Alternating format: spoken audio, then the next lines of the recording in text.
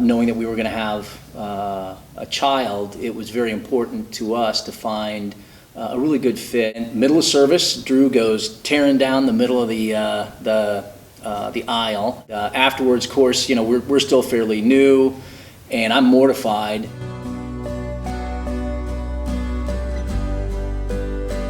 And we pretty much spent a couple of years, 3 years, sort of going around to the different churches, trying to find the right fit. And it was also sort of important to us that we find a starter church. And Light of the Desert was at that moment in time, that's what they were doing in the cafeteria.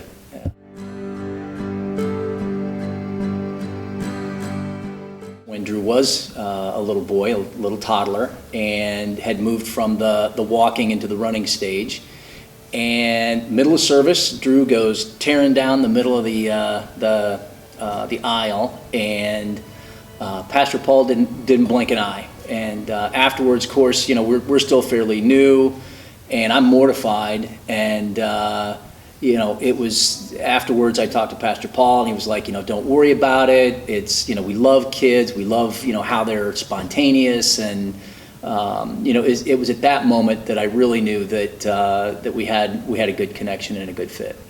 The other sort of moment that stuck out for me as far as a little bit of how this church is, there was a gentleman who had terminal cancer, and we were out at the park at Desert Willow. Virgil Martinez had blown out his knee playing, I think it was volleyball or basketball or something. And here's this gentleman with terminal cancer, and he's got his arm around Virgil, helping him to the parking lot, and helping him get medical attention. And it was one of those moments where you kind of keep things in perspective, but that's sort of the way it sort of epitomizes this whole church.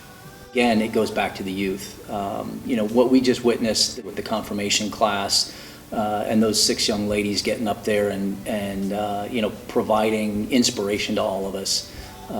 That sort of epitomizes where we're headed, and we continue to see just the great opportunities that are out there for the youth and the young adults, the young families, and that's what I'm excited about is what the youth are going to do next. Something that I see in this church and this congregation is they wrap around each other, and it's amazing to watch and to see how they care about each other. But it's not a close the doors and we're our own little group, right? It's opening the doors and reaching out to others within the community, within the nation, within the world, and it's refreshing to see that, and knowing that it's all based on trying to be a better Christian and trying to be Christ-like.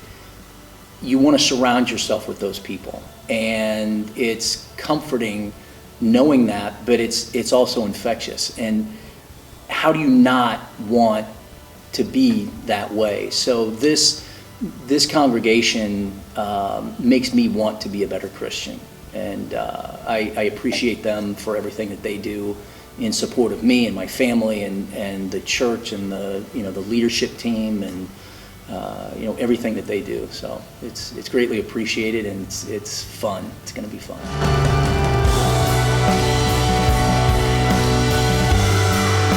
My name is Andy Fetters, and this is my LOD story.